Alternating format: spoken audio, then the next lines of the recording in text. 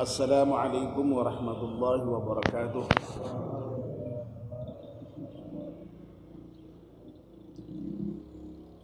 Bismillahirrahmanirrahim. Alhamdulillahi rabbil alamin.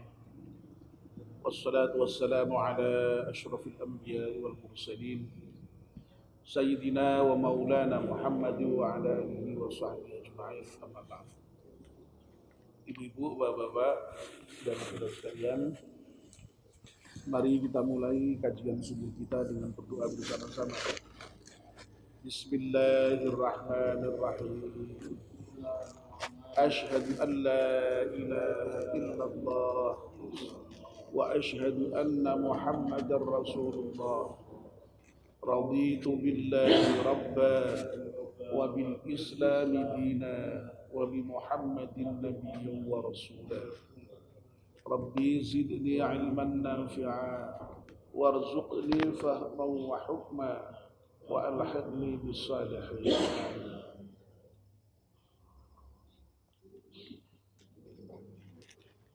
Pagi ini kita akan meneruskan kajian yang sudah kita mulai kemarin, yakni membahas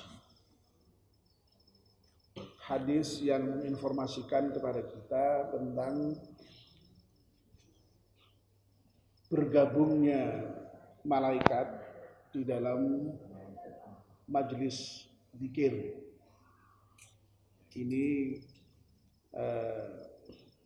merespon pertanyaan Pak Edi yang disampaikan pada beberapa pekan yang lalu, nyelami kajian rutin kita tentang doa-doa yang dituntunkan untuk aktivitas kita seharian yang sudah berjalan sekian lama. Kemarin sudah kita bahas bahwa zikir itu diperintahkan dan sangat utama, banyak keutamaannya, dan tidak hanya zikirnya itu sendiri yang memiliki keutamaan, tetapi majelis zikir itu juga memiliki keutamaan.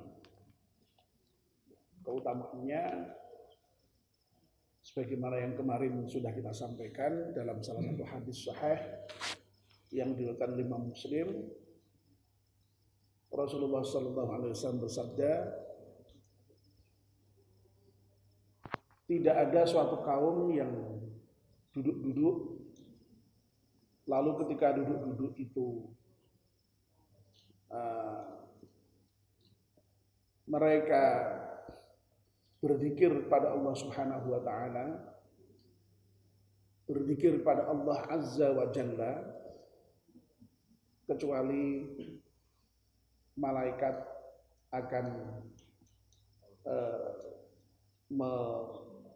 meliputi majelis itu, lalu kemudian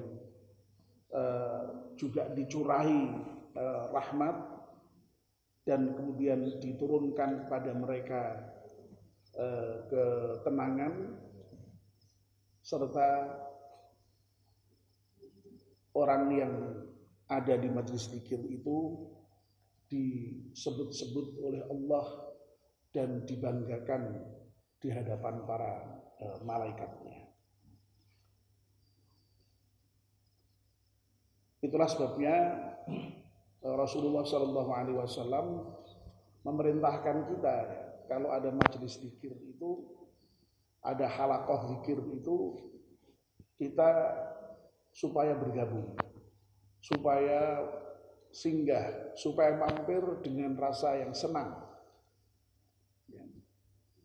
Karena majelis zikir itu saking begitu hebatnya, sampai oleh Rasulullah SAW itu disebut sebagai taman surga. Wa idza marartum bi riyadil jannah farta'u. Nah, sahabat kaget, lalu kemudian bertanya, kok kalau engkau sedang berjalan lalu lewat ada majelis zikir, ya, hendaknya kamu singgah dan bergabung dengan senang. Nah, apa itu Rasulullah? Riyadul Jannah itu. Nah, Rasulullah menjawab, ya, khilaqul dzikr. Jadi halaqah zikir itu yang oleh Rasulullah disebut sebagai taman surga. Nah, lalu sebagaimana saya janjikan, untuk pagi ini kita akan meneruskan dengan apa saja itu, ya, majelis-majelis yang kemudian bisa disebut sebagai majelis zikir.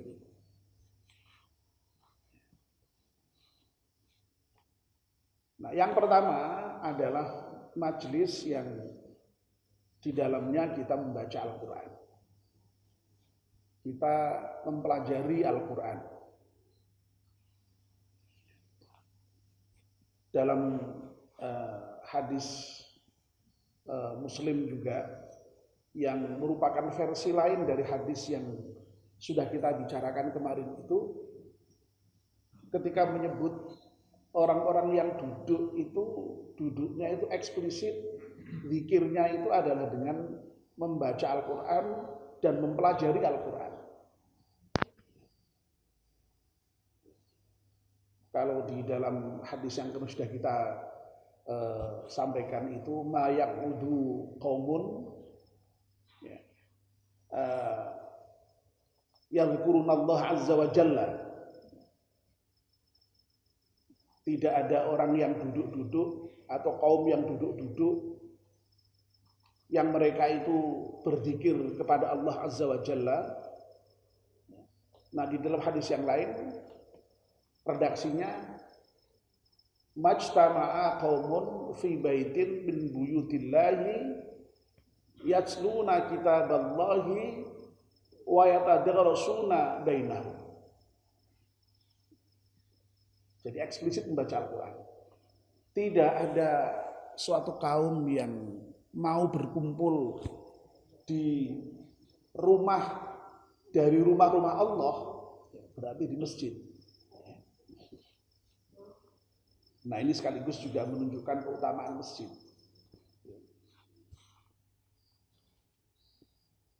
Yang ketika kumpul di rumah Allah itu mereka yatsluna kitab Allah, membaca kitab Allah.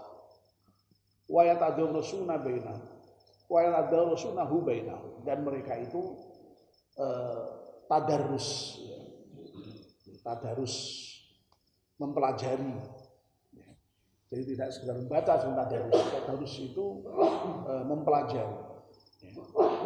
Mempelajari maknanya, mempelajari kandungan dari kitab itu.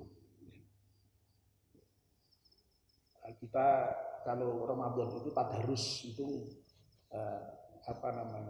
sering dimaknai hanya dengan membaca. Sebenarnya tadarus itu maknanya membaca sekaligus juga mempelajari makna dan kandungan. Nah, illa nazalat alaihimus sakinah. Jadi urut-urutan yang kemarin 4 itu dibalik, ya. Kalau yang kemarin yang pertama itu malaikat meliputi majelis itu, ini yang pertama illa nazalat alaihimus sakinah. Allah akan menurunkan ketenteraman dan ketenangan kepada mereka. Jadi redaksinya agak berbeda, tapi isinya sama persis. Hanya tempatnya aja yang berbeda. Jadi pertama Allah menurunkan ketenteraman kepada mereka.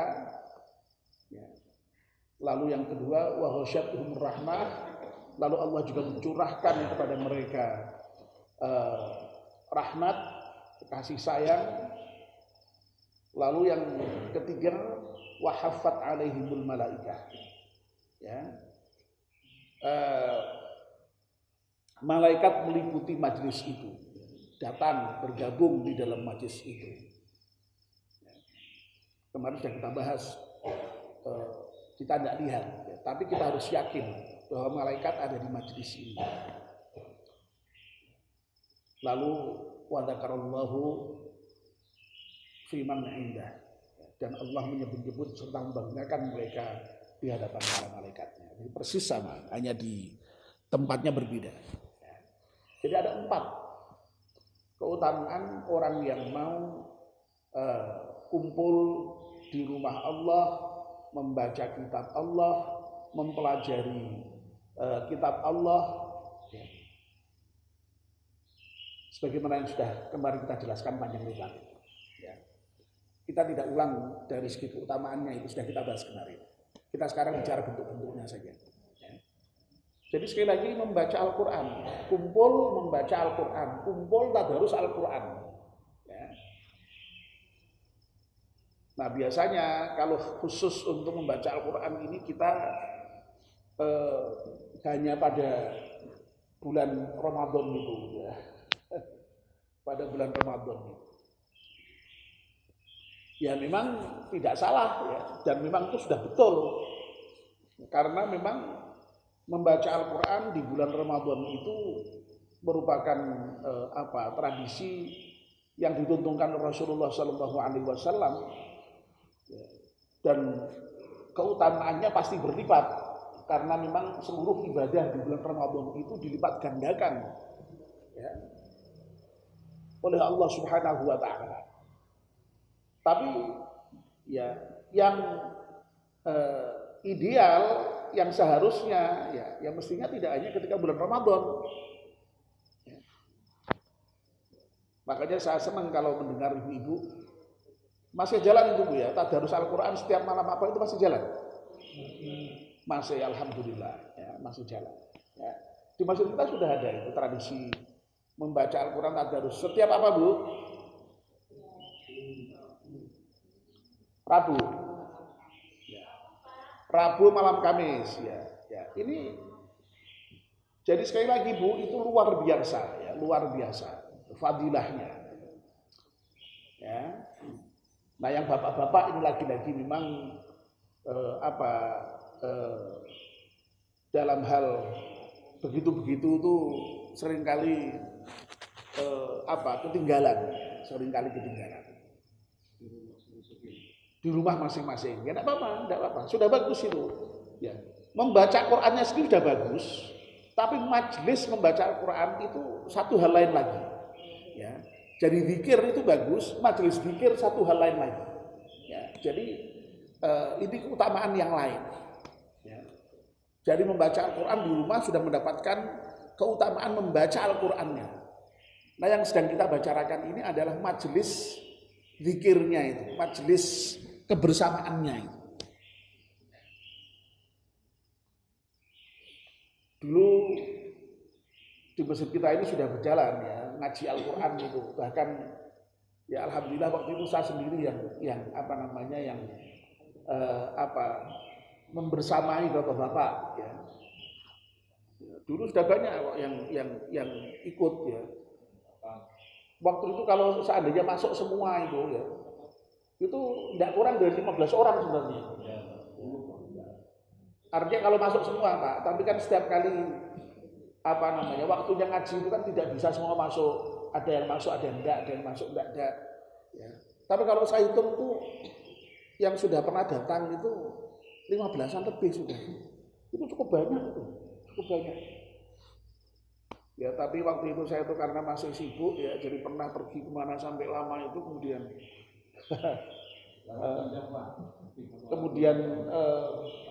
pray, kemudian memulai lagi susah. Tapi saya dengar sekarang alhamdulillah pada ngaji di Ustaz Mansur masih jalan juga itu. Masih. Alhamdulillah ya. Jadi monggo jadi ya. Ini di Ustaz Mansur masih jalan. Nah, kalau misalnya juga di masjid dikembangkan lagi ya, dan kita minta Ustaz Mansur misalnya menyisihkan waktunya sehari untuk di masjid untuk jamaah laki-laki, itu saya kira sangat bagus ya.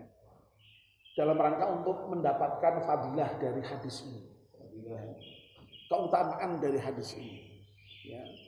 Jadi eksplisit sekali itu.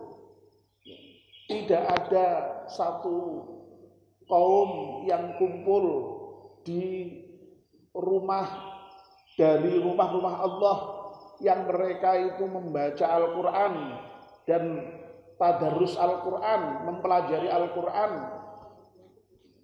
kecuali tadi ya, ada 4 hal itu. Allah menurunkan ketentraman, Allah menurunkan rahmat, Allah menurunkan malaikat, ya, dan Allah menyebut-nyebut serta membanggakan orang yang seperti itu di hadapan para malaikatnya. Masya Allah, ya. Keutamaan yang luar biasa. Monggo ini dulu saya sudah pernah sampaikan, masjid kita ini kan jamaahnya sekarang ini sudah banyak yang pensiun. Makanya alhamdulillah ya, dengan di antara sebabnya ya, di antara salah satu penyebabnya itu ya sudah banyak pensiun itu, lalu kemudian masjid kita ini menjadi semakin ramai. Ya. Nah, dari sisi masjid memang sebenarnya ya dengan banyak yang pensiun itu harusnya memberikan menu yang lebih banyak kepada jamaah, harusnya itu. Makanya saya berkali-kali menyampaikan ya kita tuh kepengen ya masjid kita itu setiap ba'da maghrib itu penuh dengan kegiatan. Ya, maghrib isya itu penuh dengan kegiatan, sehingga para jamaah itu kemudian yang memang ya nuwun sewu ya dari sisi waktu itu sudah memang banyak waktu luangnya itu. Nah, waktu luangnya itu kemudian diisi di masjid itu. Kenapa kita ketika di Makkah, di Madinah itu kok bisa selalu berjamaah di masjid, bahkan menunggu waktu sholat di masjid? Ya karena memang kita sudah tidak punya aktivitas apa kecuali memang aktivitas kita itu ibadah itu. Nah, di sini kan lain. Di sini banyak aktivitas yang lain selain ibadah itu sendiri. Tapi sekali lagi dengan sudah banyak pensiun itu ya banyak waktu luang. Nah, di sini sebenarnya memang mari kita bersama-sama meng-create kegiatan-kegiatan yang bisa mengisi waktu luang dari para jamaah. Nah, di antaranya adalah tadi waktu yang ideal ya antara maghrib isya itu. Dan dulu sudah pernah berjalan. Ya. Jadi dulu barang yang baik kan perlu disebut-sebut ulang ya, supaya siapa tahu nanti bisa diulang kembali. Dulu setiap habis maghrib selalu ada kegiatan, kecuali malam Jumat kalau tidak salah, ya. Kecuali malam Jumat yang tidak ada kegiatan. Ya. Mulai dari Ahad malam ada membaca barzanji, sholawat. Senin malam waktu itu kita ngaji Al-Quran dengan saya itu. Selasa malam Pak Abdul Rahman. Rabu malam siapa? Begitu Kamis malam siapa? Kamis malam enggak ada. Jumat malam Pak Taslim atau siapa waktu itu? Jadi kayaknya yang libur hanya hari malam Jumat saja. Dan dengan begitu lalu kita berarti nanti bisa menunggu waktu sholat ke sholat yang lain, dan menunggu waktu sholat ke sholat yang lain itu juga satu keutamaan yang luar biasa juga tersendiri. Ya. Jadi termasuk keutamaan yang luar biasa kalau kita mau menunggu waktu sholat ke sholat yang lain seperti yang kita lakukan di Masjidil Haram itu. Ya. Tapi kalau di sini agak susah memang ya. Jadi misalnya ya, tapi saya yakin ada beberapa jamaah yang maghrib isya itu sudah tidak pulang ya. Bagus sekali itu, bagus sekali. Ya, itu luar biasa lah. Itu kalau seharinya diisi dengan kajian, dengan membaca Al-Quran bersama, tadi itu luar biasa, luar biasa. Nah, monggo ini saya lontarkan kembali. Ya, kalau seandainya nanti bapak-bapak dan ibu-ibu, jadi keinginan itu jangan selalu datang dari takmir atau yayasan. Silakan bapak-bapak dan ibu punya keinginan apa. Kan bisa saja, Pak, saya itu kepingin begini, Pak, saya kepingin begini. Diusulkan silakan supaya ya masjid ini berkembang atas partisipasi kita bersama. Dan dalam kenyataannya memang masjid kita ini berkembang dalam bentuk apapun, baik itu fisiknya, kegiatannya, itu selalu dari keinginan bersama kita. Ya tentu saja semula usulan 1-2 orang, tapi ketika ini kemudian diflorkan ke jamaah yang lebih luas, kemudian disambut ya. Ini selalu begitu dalam perkembangannya. Nah mudah-mudahan ini sekali lagi bisa direspon oleh bapak-bapak dan ibu-ibu. Jadi yayasan pada prinsipnya siap ya untuk menyediakan ustadznya siap ya. Tapi jamaahnya monggo ini ya. Apakah ide untuk menghidupkan waktu maghrib ke isya itu memang dibutuhkan enggak itu di antara ibu-ibu dan bapak-bapak itu? Ya. Kalau dibutuhkan ya, misalnya ada 5 orang saja yang siap ya, jalan saja. Ya. Nah, mudah-mudahan terus berkembang. Seperti pengajian ibadah subuh ini kan ya dulunya tidak banyak yang ikut. Tapi alhamdulillah sekarang ini ya sudah lebih banyak lagi. Meskipun belum semua.